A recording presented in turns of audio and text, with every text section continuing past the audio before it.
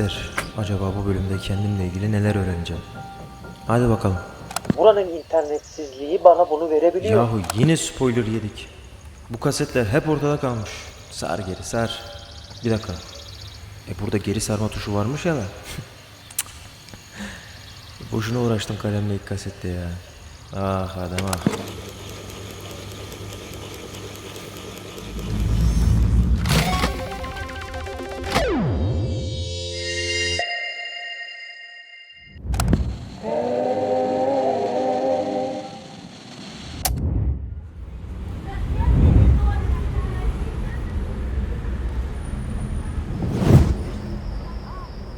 Şimdi bayağıdır düşünüyorum. Artık ses kaydını alayım diye. Şu anda bir günlük kaldığım odada internet çekmiyor. Şu an internetsizim yani. Ve kendi telefonumun interneti de bir şekilde kapandı. Zamanı mı bitti bilmiyorum. Yani şu anda internetsizim. Sonra düşündüm dedim yarın internette olan bir odaya mı geçeyim, başka bir yere mi gideyim?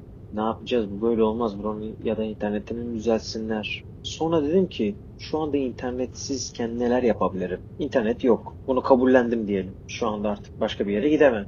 Şu an internet yok. Aşağıda inip uğraşmak istemiyorum. Adam İngilizce bilmiyor. Bunu kabullendim. Bu birinci aşama. İkinci aşama. Şu an ne yapabilirim? Çok güzel bir film izleyecektim. Bayağıdır internete düşmesini beklediğim Big World diye bir drama. Onu merak ediyordum. Onu izleyecektim keyifle. Yok, tamam, kabullendim. Onun yerine ne yapabilirim? Uykum yok çünkü. Ne yapabilirim?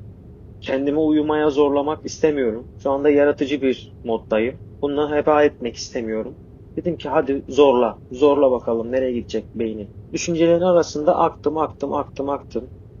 Duruyorum yani yataktayım. Akarken de dedim ki bugün bütün kaydettiğim sesleri atıp editlemeye başlayabilirim. İnternete gerek yok. Direkt atayım editleyeyim. İnternet olmadığı zamanlarda internetsiz yapabileceğim en verimli ve en geleceğe yatırımı olacak şeye odaklandım. Odaklandı zihnim, onu seçti. Şu noktada en yüksek hangi potansiyelle ayrılabilirimin zorladı zihnim. Ona o alanı verdim. Bu alanı verebiliyorsam bunun sebebi öncelikle durumu kabullenmiş olmamdı. Bak yine zihin oyunları. Şu an olsa çıldırırım internetin yokluğuna. Modemi tokatlarım yemin ederim. Bu kabulleniş bana çok garip geldi yalnız. Sıkılırım normalde biliyorum kendimi. Acaba pes ettiğimi itiraf ettiğim bir bölüm olacak mı? Göreceğiz. Fikre geleyim. Belki de böylesi daha iyidir. 5 günlük kalacak yer bakıyordum. 5 gün internetsiz kalmam daha iyidir belki de. O internete dalacağım, film, diziye ayıracağım zaman, sosyal medyaya ayıracağım zamanı çok daha iyi bir şekilde değerlendirebilirim.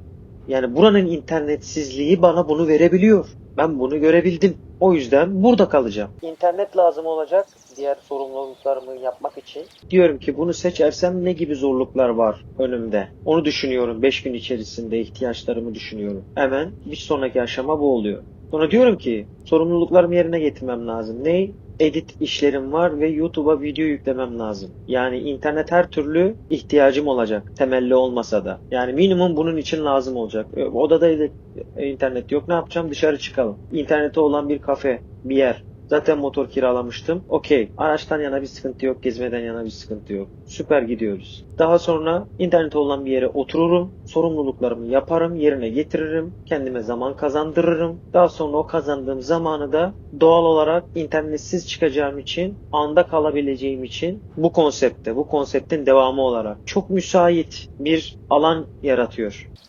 Yürü, konuş, ses kaydı, internet gerektirmiyor. Anda kalıyorum. Sonra ne yapacağım peki? Bunları çektim, ettim, günü bitirdim, eve geldim. Biz film, dizi istiyor değil mi insan? Ya da bir sosyal medya. Yok, o enerjimi nereye harcıyorum? O gün daha demin işte gün boyu çektiğim hemen ses kayıtlarını direkt edite. Direkt internete ihtiyaç yok. Daha ne kadar verimli değerlendirilebilir buranın internetsizliği? Kimine göre lanetken, kimine göre bir fırsat kapısıdır. Her bir detay. O yüzden nereye baktığına, nasıl gördüğüne dikkat et. Madalyonun iki yüzünü de görmeye çalış. Belki diğer yüzü sana daha çok şey kazandıracak. Bugünkü yaşadığım şey bana bunu öğretti. Ve kendimi bir challenge'a ittim. Doğal yollarla. İsteyerek, inanarak paylaşmak istedim.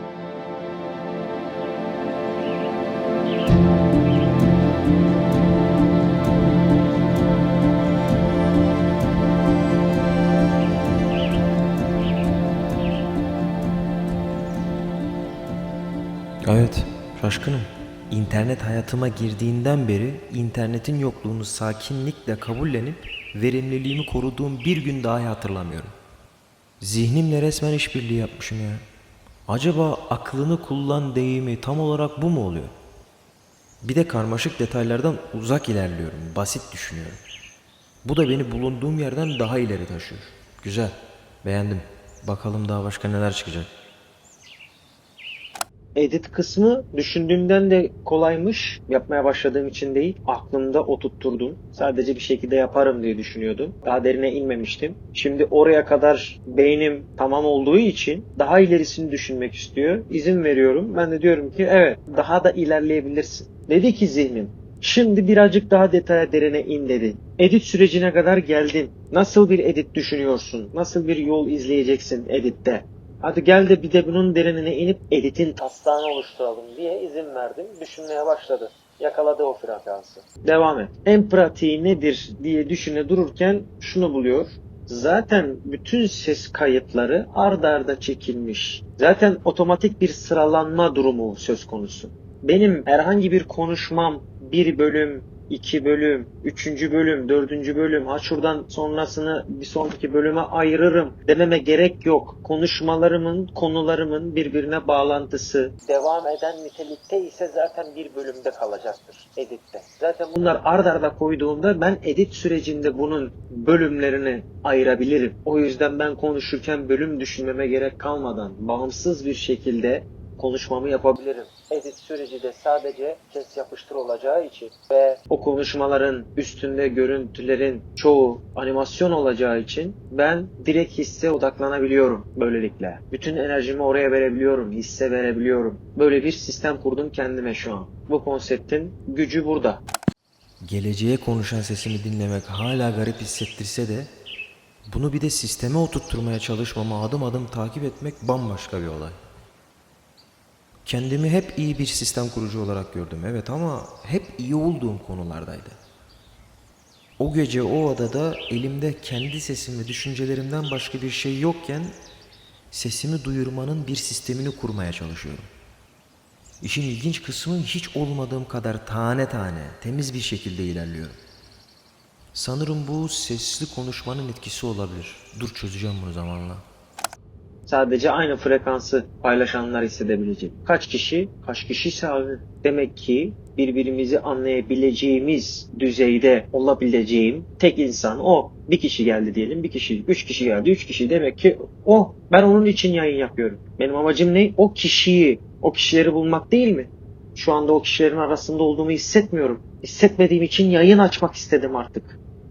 Yani tekrar o konuya dönecek olursak, başkalarının yayınına uyumlanmak istemiyorum. Kendi yayınımı açayım ki artık beni anlayabilecek insanları ancak bulabilirim yani. Kaç kişinin olduğu önemli değil. Ben ondan sonra göreceğim asıl ne kadar kişiye hitap edebiliyormuşum. Ya da ne kadar kişiyle birbirimizi anlayabiliyoruz. Çünkü ben yaşadığım duyguların, düşüncelerin, kafamda dönenlerin artık yavaş yavaş başkasında olmadığına inanmaya başladım. Bu konseptten sonra benim gibi düşünen varsa ancak bu şekilde bulabileceğime inandım. O yüzden bu konsept benim için yaşamın anlamı gibi bir şey. Daha ne kadar anlatayım? Daha nasıl betimleyeyim? Onu hissettiysen zaten sen olsun.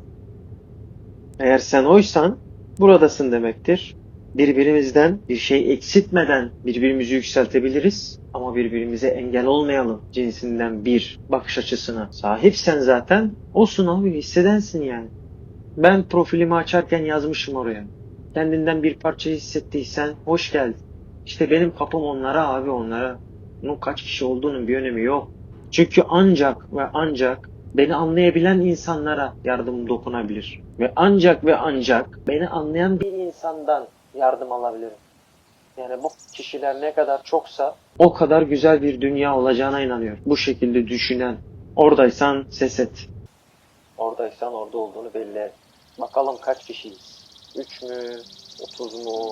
300 mü? 3000 mi? 30 bin mi? 300 bin mi? 3 milyon mu? Kaç kişiyiz?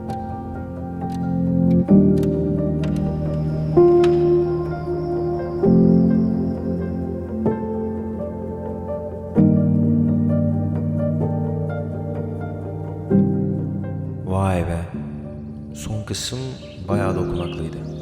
Ses kaydındaki kişinin ben olduğunu bilmesem, başka biri olduğunu düşünsem, ben varım, seni duyuyorum diye mesaj atardım yeminle. Kolay kolay da böyle hissetmem. Ya ben acaba 2019'un İzmir'inde gerçekten çok mu yalnızım ya? Yoksa anlaşılmamayı çok mu normalleştirdik? Cık. Bak bu sorular beni yoruyor işte. Neyse, sıradan devam.